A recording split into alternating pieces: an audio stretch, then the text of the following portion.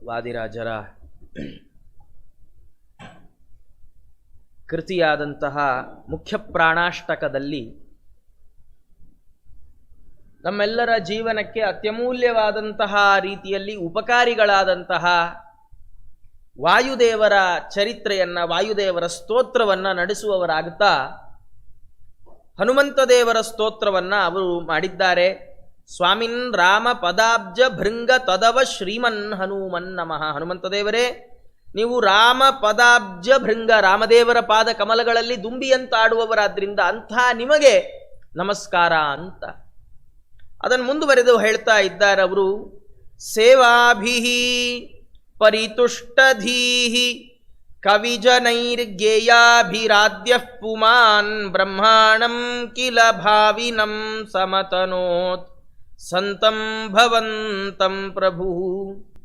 ಸಾಮ್ರಾಜ್ಯೇ ಸತಿ ವಿಸ್ಮೃತಿರ್ನಿಜ ಜನೇ ನಿಂದ್ಯಾಹಿ ಯತ್ವಾದೃಶಾಂ ಸ್ವಾಮಿನ್ ರಾಮ ಪದಾಬ್ಜ ಭೃಂಗ ತದವ ಶ್ರೀಮನ್ ಹನುಮನ್ ನಮಃ. ಅವರು ಮುಂದುವರೆದಂತ ಇದ್ದಾರೆ ವಾದಿರಾಜ ಸ್ವಾಮಿಗಳವರು. ನೀವು ಮಾಡಿದ ಎಲ್ಲ ಅದ್ಭುತವಾದ ಸೇವೆಗಳನ್ನ ಅರಿತ ಭಗವಂತ ಸ್ವಾಮಿ ಶ್ರೀ ರಾಮಚಂದ್ರ ದೇವರು ಆದ್ಯ ಪುಮಾನ್, ಎಲ್ಲರಿಗಿಂತ ಮೊದಲು ಇರುವಂತಹ ವ್ಯಕ್ತಿ ಆತ. ಇನ್ನೊಂದು ಏನು ಕಥೆ ಇದರಲ್ಲಿ ಅಂದರೆ, ಎಲ್ಲರೂ ರಾಮನನ್ನ ಕೌಸಲ್ಯಾನಂದನ ಕೌಸಲ್ಯಾನಂದನ ಅಂತ ಕರೆದ್ರು, ದಶರಥನ ಮಗ ಅಂತ ಕರೆದ್ರು. ಆದರೆ ನಿಜವಾಗಿ ರಾಮದೇವರು ಯಾರ ಮಕ್ಕಳು ಅಲ್ಲ, ಆದ್ಯ ಪುಮಾನ್, ಅವರಿಗೆ ಹುಟ್ಟಿಲ್ಲ, ಸಾವಿಲ್ಲ. ನಮ್ದೆಲ್ಲ ಹುಟ್ಟು, ಅದಕ್ಕೆ ಡೇಟ್ ಆಫ್ ಬರ್ತ್ ಇರುತ್ತೆ, ಸಾಯೋದ್ರಿಂದ ನಮ್ಮ ತಿಥಿ ಅಂತ ಆಗತ್ತೆ. ಆದರೆ ಭಗವಂತನದ್ದು ಹುಟ್ಟಿಲ್ಲ, ಭಗವಂತನಿಗೆ ಸಾವಿಲ್ಲ. ಭಗವಂತ ಭೂಲೋಕಕ್ಕೆ ಬರ್ತಾನೆ, ಭೂಲೋಕದಿಂದ ಹೋಗ್ತಾನಷ್ಟೆ. ಹಾಗಾಗಿ ಆದ್ಯ ಪುಮಾನ್, ಎಲ್ಲರಿಗಿಂತ ಮೊದಲು, ಯಾರೂ ಇಲ್ಲದ ಸಂದರ್ಭದಲ್ಲಿಯೂ ಇರುವ. ಪುಮಾನ್ ಅಂದ್ರೆ ಪುಂಶಕ್ತಿಯಿಂದ ಕೂಡಿದವ. ಪುಂಶಕ್ತಿಯಿಂದ ಕೂಡಿದವ ಅಂದ್ರೆ ಅಘಟಿತ ಘಟನಾ ಸಮರ್ಥನಾದವ. ಭಗವಂತನಿಗಿದು ಮಾಡ್ಲಿಕ್ಕಾಗೋಲ್ಲ ಅನ್ನೋ ಪ್ರಸಂಗವೇ ಇಲ್ಲ. ಅಂತಹ ಭಗವಂತ ಸ್ವಾಮಿ ಪ್ರಭು ಶ್ರೀರಾಮಚಂದ್ರ ದೇವರು ನಿಮ್ಮ ಎಲ್ಲ ಸೇವಾಭಿಹಿ, ನೀವೆಷ್ಟು ಸೇವೆ ಮಾಡಿದ್ದೀರಿ ರಾಮದೇವರಿಗೆ, ಅದು ಎಂಥ ಸೇವೆ. ಕವಿಜನೈರ್ಗೇಯಾಭಿಹಿ, ಯಾರು ಕವಿಜನರು, ಯಾರು ವಿದ್ವಾಂಸರು, ಯಾರು ಶಾಸ್ತ್ರಜ್ಞರು, ಯಾರು ಕೋವಿದರಿದ್ದಾರೆ ಅವರು ಹಾಡಿ ಕೊಂಡಾಡಬೇಕು ಅಂಥ ಚರಿತ್ರೆ ನಿಮ್ಮದು. ಎಷ್ಟು ಅದ್ಭುತವಾದ ಲೀಲೆ ಹನುಮಂತ ದೇವರದ್ದು. ಒಂದ ಎರಡ, ಸುಗ್ರೀವನ ಜೊತೆ ಹನುಮಂತ ದೇವರು ತಾವು ಬಂದರು. ಸುಗ್ರೀವ ತಾನು ಆ ಪರ್ವತದಲ್ಲಿ ತಲೆಮರೆಸಿಕೊಂಡಿರುವ ಸಂದರ್ಭದಲ್ಲಿ ದೂರದಿಂದ ರಾಮ ಲಕ್ಷ್ಮಣರನ್ನು ನೋಡಿದ್ದಾನೆ. ನೋಡಿದ ಸುಗ್ರೀವಂಗೆ ಅನುಮಾನ ಬಂತಂತೆ, ವಾಲಿ ಏನಾದರೂ ನನ್ನನ್ನ ಕೊಲ್ಲಿಕ್ಕೆ ಇವರನ್ನು ಕೊಟ್ಟು ಕಳಿಸಿರಬಹುದಾ ಹೇಗೆ? ಯಾಕಂದ್ರೆ ಆ ಪರ್ವತಕ್ಕೆ ವಾಲಿ ಬರೋ ಹಾಗಿಲ್ಲ. ಹಾಗಾಗಿ ವಾಲಿ ತಾನು ಬರಕ್ಕಾಗಲ್ಲ ಅಂತ ಯಾರನ್ನೋ ಕೊಟ್ಟು ಕಳಿಸಿದ್ದಾನೇನೋ ಹೇಗೋ ಅಂತ ಹೇಳಿ ಅನುಮಾನ ಬಂದಾಗ ಹನುಮಂತ ದೇವರಂದ್ರು, ಹಾಗೆಲ್ಲ ಅನ್ನಿಸೋಲ್ಲ, ಅವರನ್ನ ನೋಡಿದ್ರೆ ಕೊಲ್ಲಿಕ್ಕೆ ಬಂದವ್ರು ಹಾಗೆ ಕಾಣೋಲ್ಲ, ಕಾಪಾಡ್ಲಿಕ್ಕೆ ಬಂದವ್ರು ಹಾಗೆ ಕಾಣ್ತಾರೆ, ನಾ ವಿಚಾರಿಸ್ಕೊಂಡು ಬರ್ತೀನಿ ಅಂತ ಹೋದ್ರಂತ. ಅಂದ್ರೆ ಏನು ಕಥೆ ಇದು? ಸುಗ್ರೀವ ಅಂದ್ರೆ ನಾವೆಲ್ಲರೂ, ಜೀವರೆಲ್ಲ ಸುಗ್ರೀವರು. ನಮಗೂ ಹೀಗೆ ಭಗವಂತನ ಬಗ್ಗೆ ಅನುಮಾನ ಬರುತ್ತೆ. ರಾಮದೇವರು ಅಂದ್ರೆ ಯಾರು? ಭಗವಂತ. ಭಗವಂತನ ಬಗ್ಗೆ ನಮಗೂ ಅನುಮಾನ ಬರುತ್ತೆ. ಏನು ಅನುಮಾನ? ನಮಗೆ ಬರೋ ಅನುಮಾನ ಇಷ್ಟು ಸಿಂಪಲ್ ಆದ ಅನುಮಾನಗಳಲ್ಲ, ಸ್ವಲ್ಪ ದೊಡ್ಡ ಅನುಮಾನ. ಸಣ್ಣ ಅನುಮಾನವೂ ಬರುತ್ತೆ, ದೊಡ್ಡ ಅನುಮಾನವೂ ಬರುತ್ತೆ. ಏನು ಸಣ್ಣದು ಅಂದ್ರೆ ಈ ಥರದ್ದು, ನಾವೆಲ್ಲ ಮಾಡ್ತೀವಿ ಸರಿ, ದೇವರು ತಗೊಳ್ತಾನೋ ಇಲ್ವೋ, ತಗೊಂಡ್ರು ಕಾಪಾಡ್ತಾನೋ ಇಲ್ವೋ. ತುಂಬಾ ಜನ ಭಕ್ತರು ದೇವರಿಗೆ ನಾವು ಎಲ್ಲೋ ಒಂದು ಮೂಲೆಯಲ್ಲಿ ಸೇರಿರ್ತೀವಿ, ಮರ್ತು ಬಿಟ್ರೆ ಏನು ಮಾಡೋದು? ರಿಮೈಂಡರ್ ಏನಾರು ಹಾಕಬೇಕಾ ಹೇಗೆ?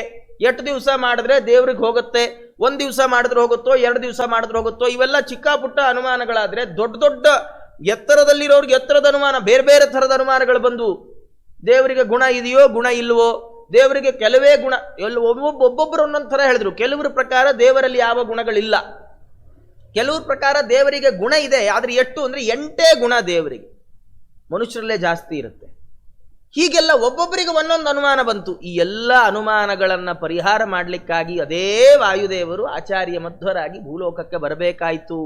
ಭೂಲೋಕಕ್ಕೆ ಬಂದು ನಮಗೆಲ್ಲರಿಗೆ ಅವರು ಹೇಗೆ ಸುಗ್ರೀವನಿಗೆ ರಾಮದೇವರ ಬಗ್ಗೆ ಬಂದ ಅನುಮಾನವನ್ನ ಹನುಮಂತ ದೇವರು ಪರಿಹಾರ ಮಾಡಿದರೋ, ಹಾಗೆ ನಮಗೆಲ್ಲ ಬರಬಹುದಾದ ಎಲ್ಲ ಅನುಮಾನಗಳನ್ನ ಆ ವಾಯುದೇವರು ತಾವು ಪರಿಹಾರ ಮಾಡಿ ಕೊಡ್ತಾರೆ ಅಂತ ಈ ಕಥೆ.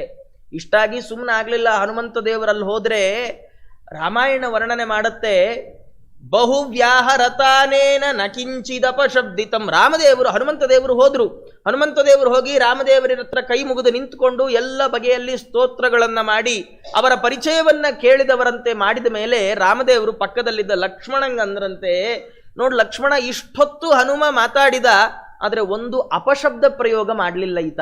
ಬಾಯಲ್ಲಿ ಒಂದು ಬೇರೆ ಕೆಟ್ಟ ಶಬ್ದ ಬರಲಿಲ್ಲ ಇವನ ಬಾಯಲ್ಲಿ. ಹೀಗೆ ರಾಮದೇವರ ಕೈಲಿ ಶಭಾಷ್ಗಿರಿ ಹನುಮಂತ ದೇವರಿಗೆ. ಹಾಗಾಗಿ ಮುಂದೆ ಆ ಹನುಮಂತ ದೇವರು ರಾಮ ಲಕ್ಷ್ಮಣರನ್ನ ತಮ್ಮ ಭುಜಗಳ ಮೇಲೆ ಕೂಡಿಸಿಕೊಂಡು ಸುಗ್ರೀವನ ಹತ್ರ ಕರ್ಕೊಂಡು ಹೋದ್ರು.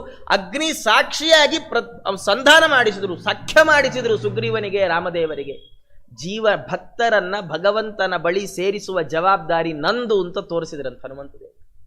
ಸುಗ್ರೀವನಿಗೆ ಸಖ್ಯ ಮಾಡಿಸಿದ್ರು. ಅಷ್ಟಕ್ಕೆ ಮುಗಿಲಿಲ್ಲ. ಹನುಮಂತ ದೇವರ ಒಂದೊಂದು ಕೆಲಸ ಎಷ್ಟು ಅದ್ಭುತ, ಭಗವಂತನಲ್ಲಿ ಎಷ್ಟು ನಿಷ್ಠೆ ಅಂದ್ರೆ, ಸುಗ್ರೀವ ಸಖ್ಯ ಆಗಿದ್ದು ಹೇಗೆ?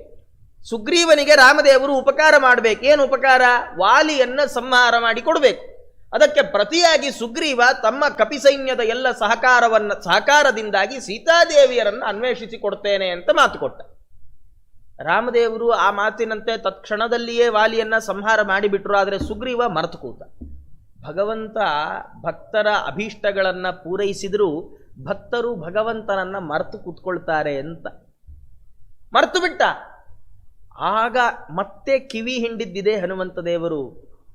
ಸುಗ್ರೀವನ್ ಕಿವಿ ಹಿಂಡಿದ್ರಂತೆ. ಸುಗ್ರೀವ, ಭೋಗದಲ್ಲಿ ಮರೆತು, ಭೋಗದಲ್ಲಿ ನಿರತನಾಗಿ ಭಗವಂತನನ್ನ ಮರೆತಿದ್ದೀಯ.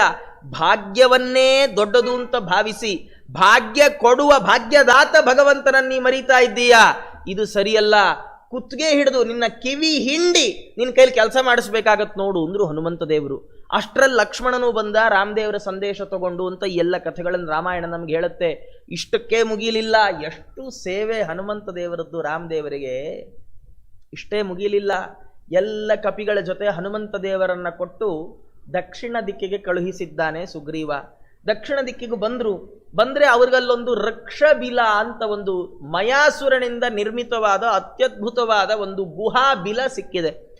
ಆ ಬಿಲದ ಒಳಗೆ ಹೋದರೆ ಆ ಬಿಲದ ಒಳಗೆ ಎಲ್ಲ ಬಗೆ ಬಗೆಯ ಹಣ್ಣು ಹಂಪಲುಗಳು, ಒಳ್ಳೆ ಮರ, ಸಂಪತ್ ಸಮೃದ್ಧವಾಗಿದೆ ಆ ಬಿಲ. ಅದನ್ನು ನೋಡಿ ತಾರ ಅನ್ನಂತ. ಈ ತಾರ ವರಸೆಯಲ್ಲಿ ವಾಲಿಗೆ ಅಂಗದನಿಗೆ ಸೋದರ ಮಾವ ಅಂದ್ರೆ ತಾರೆಯ ಅಣ್ಣ.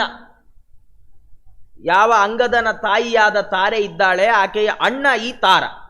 ಅವನು ಅಂಗದನಿಗೆ ರಾಜ್ಯ ಸಿಗಬೇಕು ಅನ್ನುವ ದುರ್ಬುದ್ಧಿಯಿಂದ ಅವನು ಏನು ಹೇಳಿದಂತೆ, ಎಲ್ಲ ಹೇಗೂ ಇಲ್ಲಿವರೆಗೂ ಬಂದ್ಬಿಟ್ಟಿದ್ದೀವಿ, ಮುಂದೆ ಹೋಗಕ್ಕೆ ಎಲ್ಲಿ ಹೋಗುತ್ತಾ, ಇಲ್ಲಿವರೆಗೂ ಸೀತೆ ಸಿಕ್ಕಿಲ್ಲ, ಮುಂದೆ ಸಿಗೋ ಗ್ಯಾರಂಟಿ ಇಲ್ಲ. ಹಾಗಿದ್ಮೇಲೆ ಇದೇ ಬಿಲದಲ್ಲಿ ಎಲ್ಲರೂ ಇದ್ಬಿಡೋಣ, ಇಲ್ಲೇ ವಾಸ ಮಾಡಿಬಿಡೋಣ ಅಂದ. ಯಾರೋ ಕೇಳಿದ್ರಲ್ಲ, ರಾಮ ಲಕ್ಷ್ಮಣರು ಬಂದ್ರೆ, ರಾಮದೇವರು ಬಂದ್ರೆ ಏನ್ ಮಾಡೋದು? ತಾರ ಅಂದ, ರಾಮ ಏನ್ ಬಂದಾನು, ಈ ಬಿಲ ಎಲ್ಲಿದೆ ಅಂತ ನಮಗೇ ಗೊತ್ತಾಗ್ಲಿಲ್ಲ. ಕೋತಿಗಳು ಅಂದ್ರೆ ಕಾಡಲ್ಲಿರೋದಕ್ಕೆ ಫೇಮಸ್.